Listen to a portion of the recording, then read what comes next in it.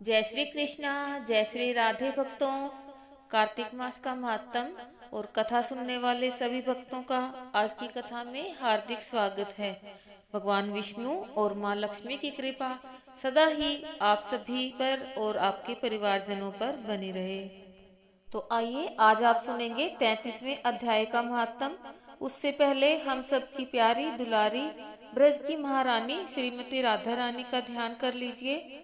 बोलिए विष्णु भगवान की जय। ब्रह्मा जी ने कहा, पूर्व काल में एक दंभी तपस्वी पतिव्रता स्त्री के शुद्ध प्रभाव से पिता माता का पूजन देखने से कार्तिक व्रत का सेवन करके उत्तम लोक को प्राप्त हो गया था। नारद जी ने कहा, हे भगवान, मैं मास उपवास की विधि और उसके फल का यथोचित वर्णन सुनना चाहता हूँ। ब्रह्मा जी ने कहा, हे नारद जी, जैसे देवताओं में भगवान विष्णु श्रेष्ठ हैं, उसी प्रकार संपूर्ण व्रतों में यह मासोपवास व्रत श्रेष्ठ है। अपने शरीर के बलाबल को समझकर मासोपवास व्रत करना चाहिए। आश्विन के शुक्ल पक्ष की एकादशी को उपवास करके 30 दिनों के लिए इस व्रत को ग्रहण करना चाहिए और उतने दिनों तक भगवान के मंदिर में जाकर तीनों समय भक्ति पूर्वक नैवेद्य, धूप, दीप तथा नाना प्रकार के पुष्पों से मन, वाणी और क्रिया द्वारा भगवान गरुड़ ध्वज की पूजा करनी चाहिए। स्वधर्म परायण मनुष्य और अपनी इंद्रियों को वश में रखने वाली सौभाग्यवती अथवा विधवा स्त्री भगवान वासुदेव की पूजा करे। दूसरे का अन्न ग्रहण न करे, परंतु स्वयं दूसरों को अन्न दे। व्रतस्य पुरुष शरीर में उपटन लगाना, मस्तक में तेल लगाना, पान खाना और चंदन आदि का लेप करना छोड़ दे। इसके सिवा अन्य निषिद्ध वस्तुओं का भी त्याग करे। व्रत का पालन करने वाला मनुष्य विपरीत कर्म में लगे रहने वाले किसी मनुष्य का न तो स्पर्श करे और न उससे वार्तालाप ही करे। गृहस्थ भी देव मंदिर में रहकर व्रत का आचरण करे। यथोक्त विधि से मासोपवास व्रत पूरा करके द्वादशी में परम पवित्र भगवान विष्णु का पूजन करे। दक्षिणा दे। मासोपवास के अंत में 13 ब्राह्मणों का वर्ण करके वैष्णव यज्ञ करावे। उसके बाद ब्राह्मणों को भोजन करावे और उन्हें तांबूल सहित 2-2 वस्त्र देकर पूजन पूर्वक विदा करें। इस प्रकार मासोपवास की विधि बताई गई है। बोलिए विष्णु भगवान की जय। अब आप सुनेंगे पंचभिक्षम की कहानी। एक साहूकार के बेटे की बहू थी जो बहुत सुबह उठकर कार्तिक के महीने में रोजाना गंगा जी नहाने जाती थी। पराये पुरुष का मुंह नहीं देखती। एक राजा का लड़का था। जब भी गंगा जी नहाने जाता और सोचता कि मैं इतनी सुबह नहाने आता हूँ तो भी मुझसे पहले कौन नहा लेता है। 5 दिन कार्तिक के रह गए। उस दिन साहूकार की बहू तो नहा के जा रही थी, राजा का बेटा आ रहा था। खुड़का सुनकर वह जल्दी जल्दी जाने लगी तो उसकी माला मोचड़ी छूट गई। राजा का लड़का आया और सोचने लगा कि जिसकी माला मोचड़ी इतनी सुंदर है वह खुद कितनी सुंदर होगी। उसने सारी नगरी में ढिंडोरा पिटवा दिया कि जिसकी ये माला मोचड़ी है वो मेरे पास 5 रात आएगी। साहूकार के बेटे की बहू ने कहलवा दिया कि मैं 5 दिन आऊंगी, पर किसी को साख भरने बिठा दियो। राजा ने गंगा जी पर बिछावन करके एक तोते को पिंजरे में टांग कर रख दिया। वह सुबह आई, पहली पैड़ी पर पैर रखा और बोली, हे कार्तिक के ठाकुर, राय दामोदर, 5 पांडु, छठे नारायण, भीखम राजा उस पापी को नींद आ जाए। तो राजा को लड़के को नींद आ गई। वह नहा धोकर जाने लगी तो तोते से बोली, सुआ सुआ तेरे घर डालूंगी हीरा, मेरी साख भरियो मेरा बीरा। सुआ बोला कि कोई वीर भी साख भरता है। तो वह बोली, सुआ सुआ सुआ तेरे पग घालूंगी नेवर, साख भरियो मेरा देवर। सुआ ने कहा, अच्छा भाभी, मैं तेरी साख भरूंगा। वह तो कहकर चली गई। राजा हड़बड़ाकर उठा। सुआ से पूछा कि सुआ सुआ वह आई थी, कैसी थी? सुआ बोला, आभा किसी बिजली, होली किसी झल, केला किसी कामिनी, गुलाब का सा रंग। राजकुमार ने कहा कि आज मैं उंगली चीर कर बैठूंगा, फिर मुझे नींद नहीं आएगी। दूसरे दिन वह उंगली चीर कर लेट गया। जब वह आई और भगवान से प्रार्थना करने लगी तो फौरन ही राजकुमार को नींद आ गई और वह नहाकर चली गई। तब उसने तोते से पूछा तो उसकी कई सारी बातें बता दी। तब राजकुमार बोला, मैं आंखों में मिर्च डालकर बैठूंगा, और रात को मिर्च डालकर बैठ गया और वह आई और प्रार्थना करी, जिससे राजकुमार को नींद आ गई और वो नहाकर चली गई। तब राजकुमार ने तोते से पूछा कि क्या वह आई थी? तोते ने कहा, हाँ आई थी। फिर उसने कहा, आज तो बिना बिस्तरे के बैठूंगा, और वह रात को बिना बिस्तरे के बैठ गया। जब वह नहाने आई तो फिर भगवान से वही बात कही तो राजकुमार को नींद आ गई। जब वह नहाकर जाने लगी तो आंख बंद करके चली गई।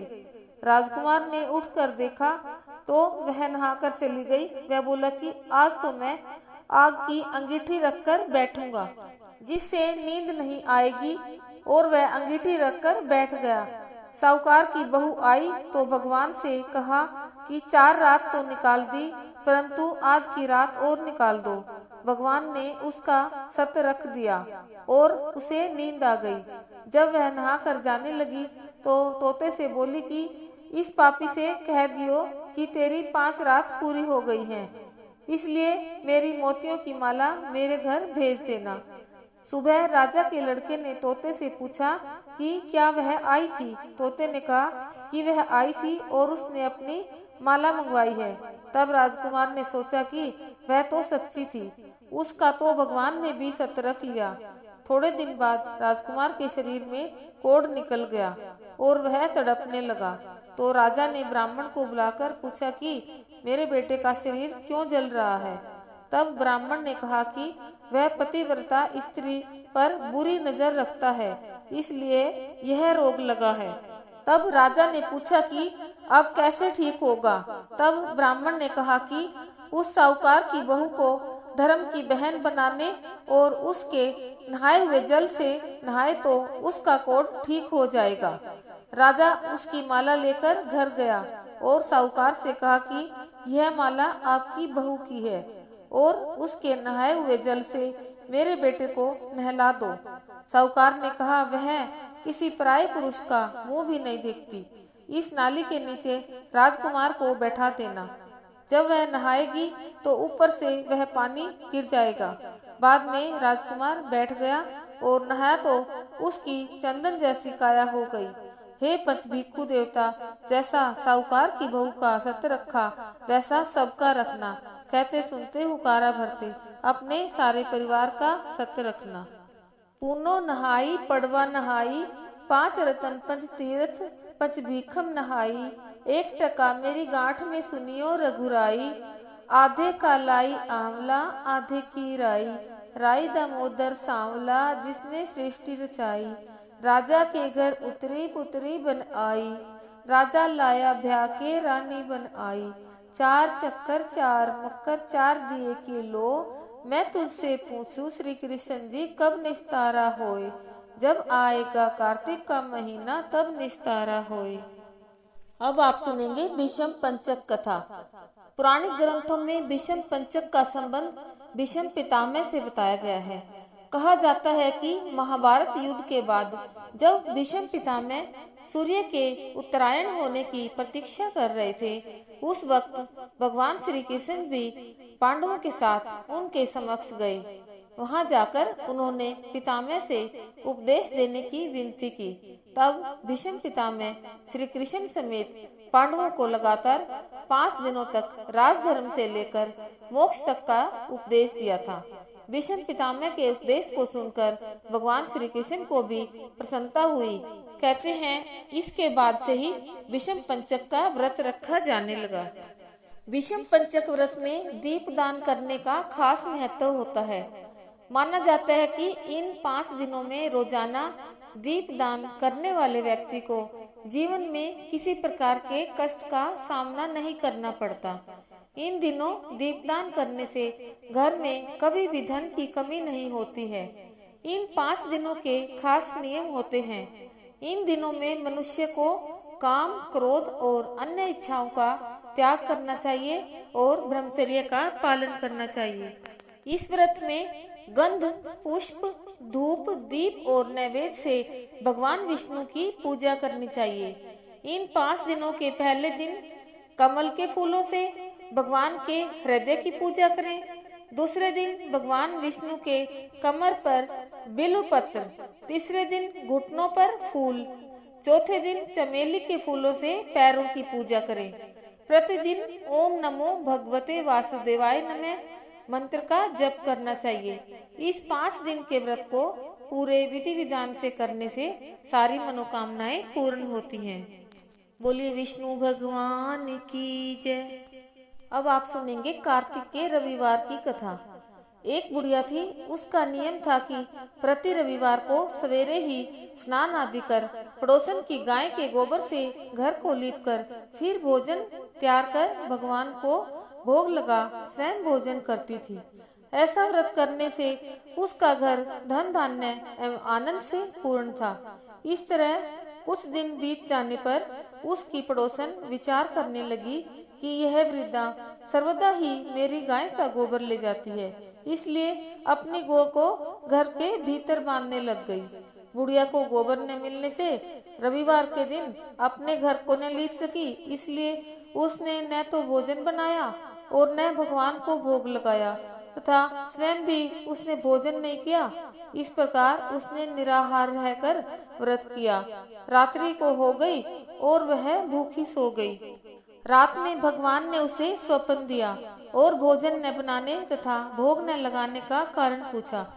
वृद्धा ने गोबर न मिलने का कारण सुनाया। तब भगवान ने कहा कि माता, हम तुमको ऐसी गाय देंगे जिससे सभी इच्छाएं पूर्ण होती हैं, क्योंकि तुम हमेशा रविवार को गाय के गोबर से घर लीपकर भोजन बनाकर मेरा भोग लगाकर खुद भोजन करती हो।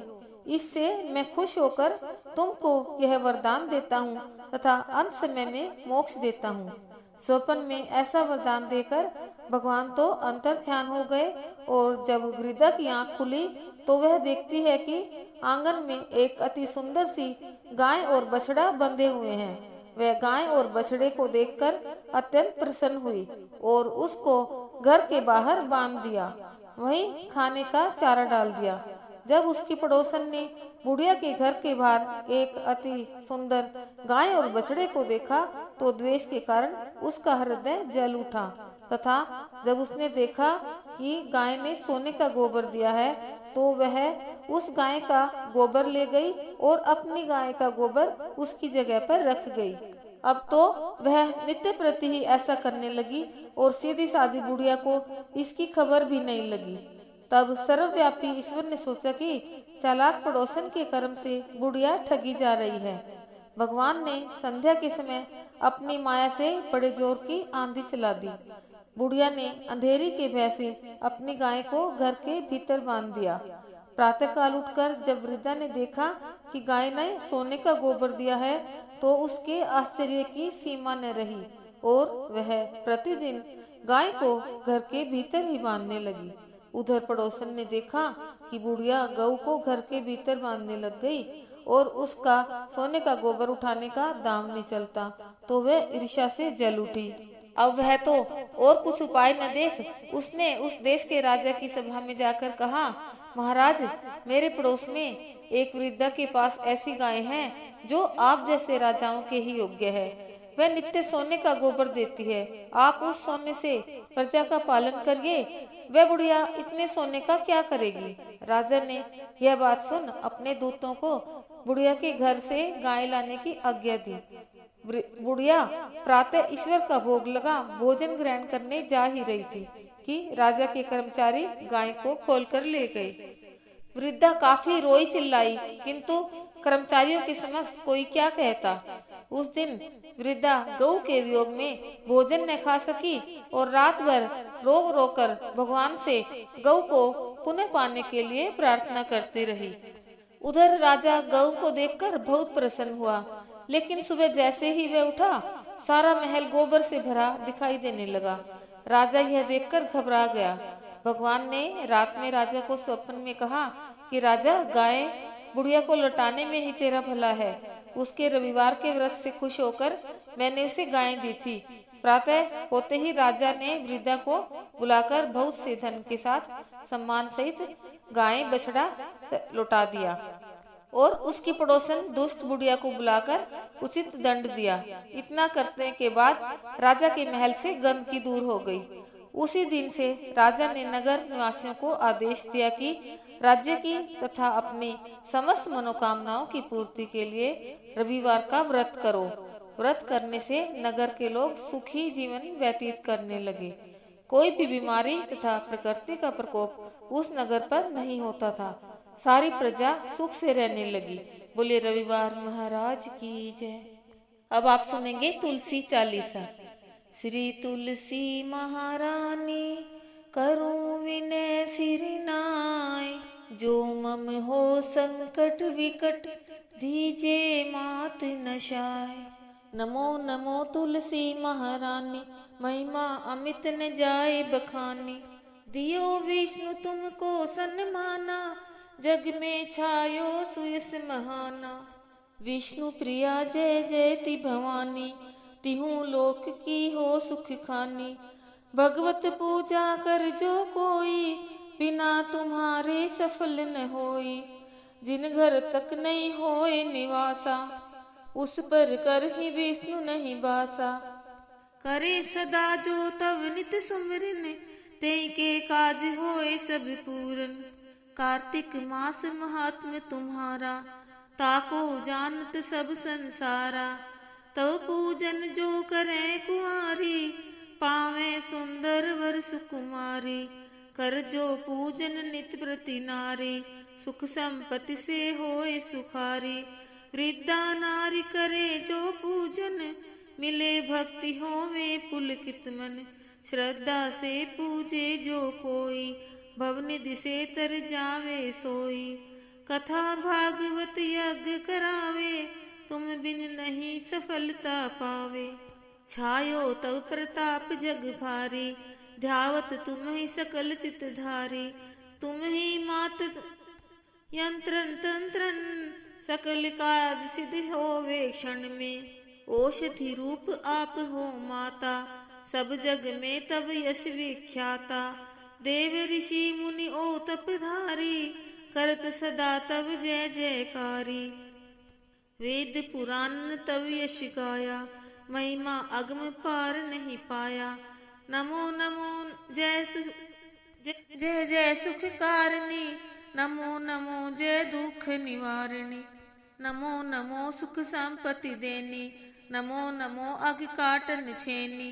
नमो नमो भक्तन दुख हरनी, नमो नमो दुष्टन मद छेनी।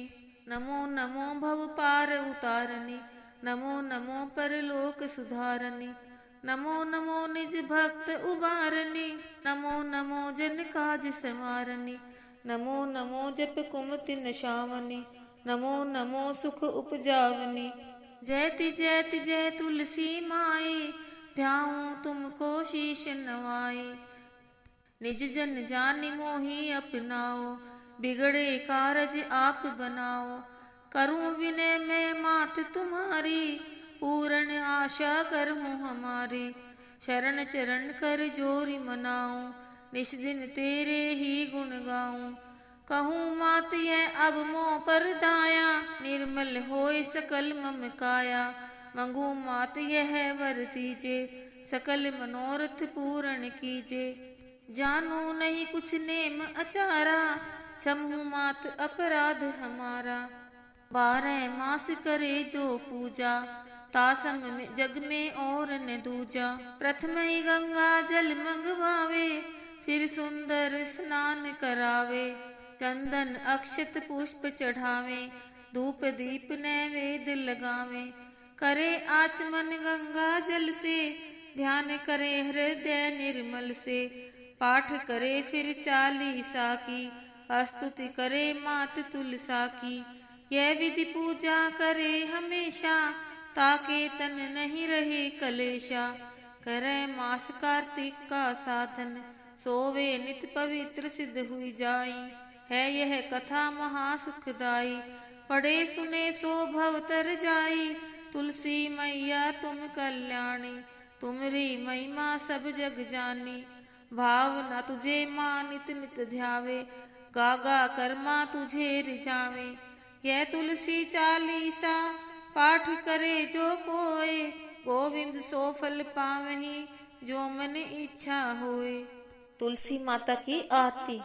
जय तुलसी माता मैया, जय तुलसी माता, सब जग की सुखदाता, सबकी वर माता मैया जय तुलसी माता।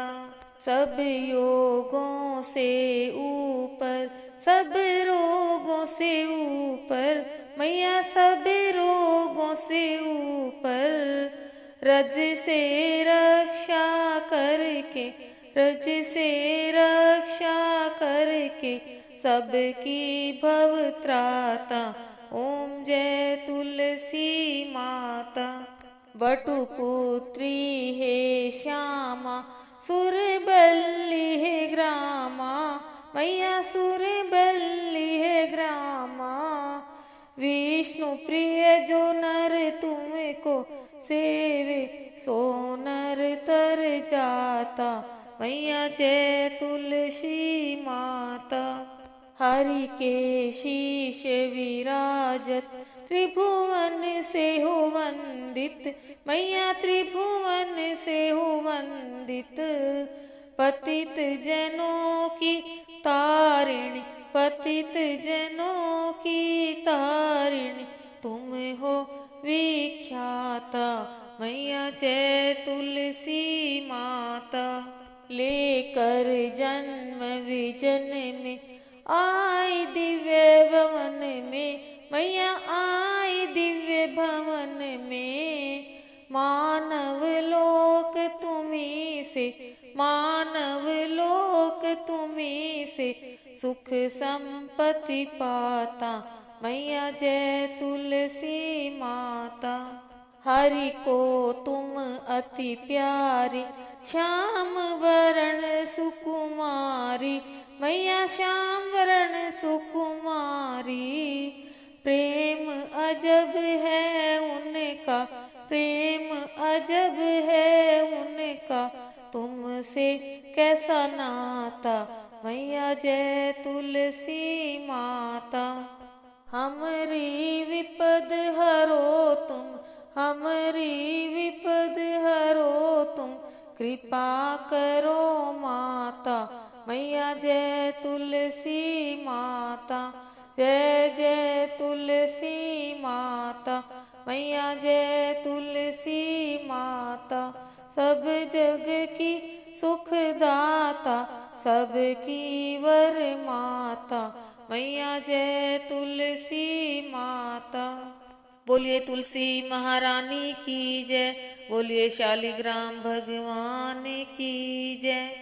जय जय श्री राधे, जय जय श्री राधे, जय जय श्री राधे